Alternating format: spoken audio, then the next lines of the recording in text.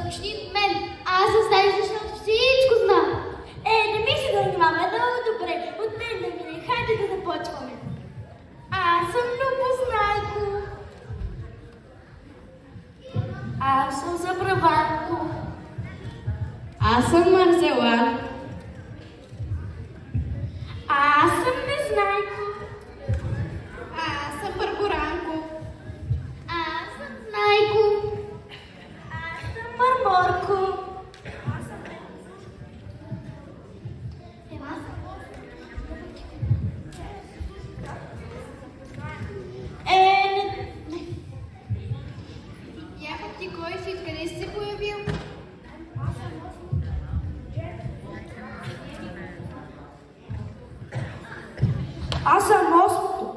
Джудже, Непослушко, радвам се да се запозная. Не дай да се радваш. Няма осмо джудже. Приказката се казва Снежанка и 7-те джуджета, а не Снежанка и 8-те джуджета. Няма, ама има. Тъй, че се казва Снежанка и 7-те джуджета, защото мама е племената на братя Грим и съм с връзки. Анализ на тези. Сега какво става? Нямаме място за теб вкъщи. До гуша ми дойде от връзкари. Човек вече думата си не може да каже, от разни се будат от приказките с връзки.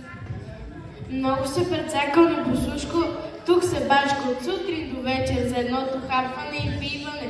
Чичовците ти братя Грим трябва да те преместят в някоя друга приказка. Направо не е за вярване. 8 джуджета. Аз не мога да се науча да броя до 7, а те станаха 8. Приятели, що вече е тук? Нека да го приемем. Ние зависим от братя Грим и не трябва да ги ядосваме, че ще вземат да напишат някакъв гаден край на приказката и да се чудим тогава какво направим.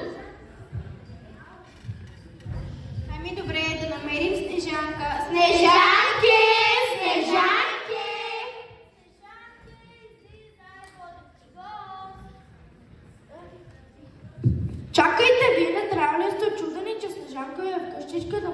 кой ме ял паричката, кой ми е пил чашката. Охо, ма ти си чел стария вариант на приказката? Това са оживелици, в 21 век сме. Така е, мялоща. В кое време включихме къщичката на съд? А после от камерите видяхме, че някой не ял ножичките, спалне в кривачетата и така нататък.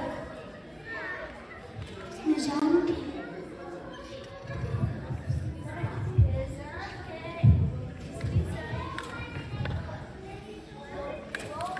Какво?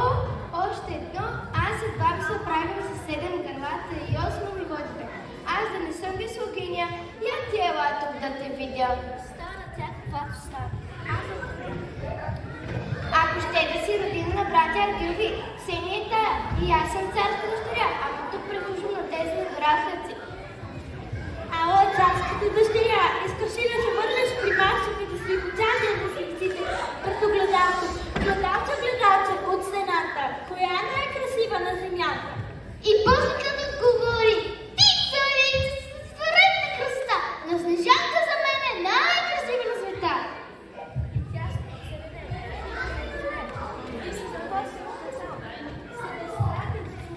В гората и се озове спадне. Или огледалчето ще каже, пишете от вас, направете си селфита в Инстаграм и ги пуснете, за да видите коя ще събере повече лайкове и ме оставете на мира! Не стига, че я приютихме, ми много знаем. Ама на вас не може да ви се угоди. Да, мързелива съм и повече няма да хвана. Никонец ни игла. Я веднага да влизаш, че си заминала цялата работа. Чучетата започнаха да се оплъват от теб. Утре с какво ще се облека и чиниите стоят на измичи. Ама аз си тук сама обилча. Знаете ли, умрата ми да ви слушам глупостите. 3 дена само бърборите и нищо не правите. Хайде бързо в къщичката. Сварила съм ви боб. Стига с този боб по 3 пъти на ден, само това яде. И не мърморете, пак ще го ядете.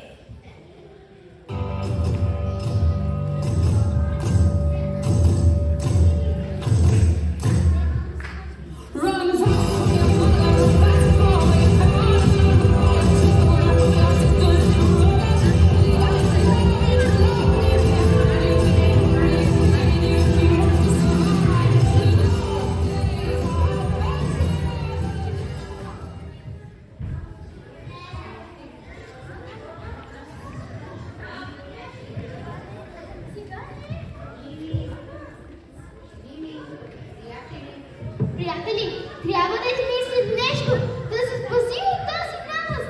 Снежанка била бяла като сняг, вузите лели като кръв, косата черна като понос. Само една единствена красота я остана. От 3 часа спи и чиниите стоят на измичи. А къщичката ни е толкова мръсна все едно. Всички сме си празнували рождените дни едновременно с Нова година. Ох, няма ли наистина да дойде този принц и да се омъжи за нея? А той да не за какво бъда? Полезно да отърве от него. Ми да потърсим овеца или мащехата, за да им я върнем? Приятели, по-добре да я върнем на братя Грим. Ние сме 7, а така да е 8, а тя е сама, ама май гаранцията изтече. Така ще изплашам, че ще запомня цял живот на лапта насам да ви кажа. Вие какво да се шукате там? Марцеланко и Бърборанко, трапвайте месите и опаките. Не знае кои Бърборко останали ден. Вземете чушкопека и пригответе казана. Искаме да има какво да се яде през зимата. Хайде всички на работа!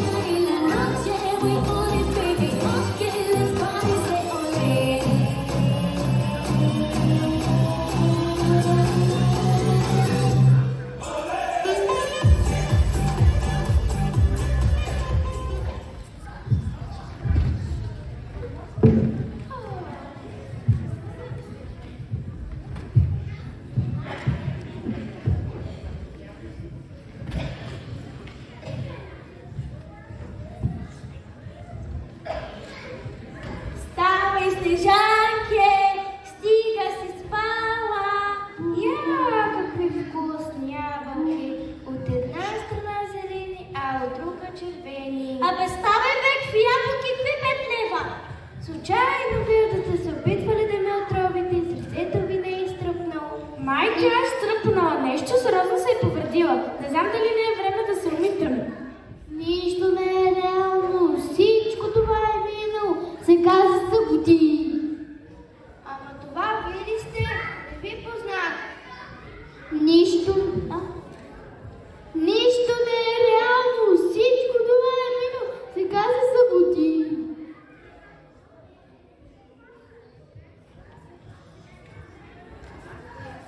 И какво сега? Всички станахте добри, така ли? А аз коя съм? А вие кои сте? Ти мами бати ще са. А ние не сме джуджета. Атала съм и сега те плашим.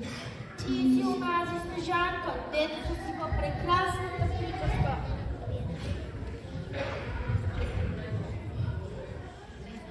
И вместо си добра и щива, си лоша и горделива. Ти ги направи свои ски.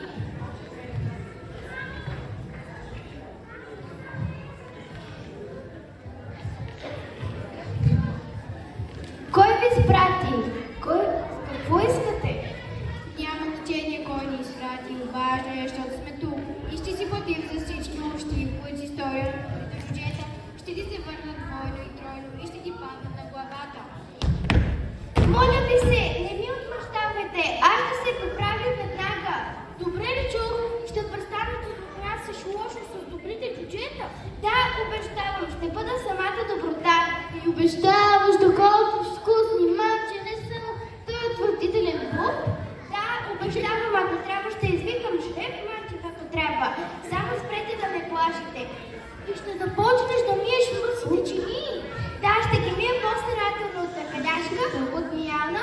Няма да излиза толкова лъскави, както огледалцата. Нали знаете толкова с огледалцата? И като дойде принцът, веднага ще се омъжиш за него. Да, обещавам, заклевам се. Стигате толкова. Аха! Значи не сте това, което сте. Значи сред вас има добри същества. Има, разбира се, дребни сме, но с добри сърца. Знаете ли, аз вече реших. От доста време ми харесва един беден момък, но аз не му обръщах внимание. Но вече знам, ще оставя принца и ще отида при това добро момче. Направи го, няма да съжаляваш, доброто е по-важно от това богатство. И какво сега? Всички станахте добри, така ли? Ох, размежихте ме. Добре, ако ще правим водеж, нека не в нашата къщичка. Ще ви позволя да ядете и пиете до насита. И после 3 дни яли, пили и се веселили. Ох, и аз там бях, и аз пих, и ядох и така нататък. Снежанка станала добра и мила и се грижил старателно за джуджетата. И от тогава нататък всички приказки се оправиха, всички герои станаха добри и благодарни, благодарение на мен. Благодарим ви на вас, да, доброто винаги побеждава. Но понякога от време на време, когато ми стане скучно, ще се забъркам от моите религии, за да не ви става скучно.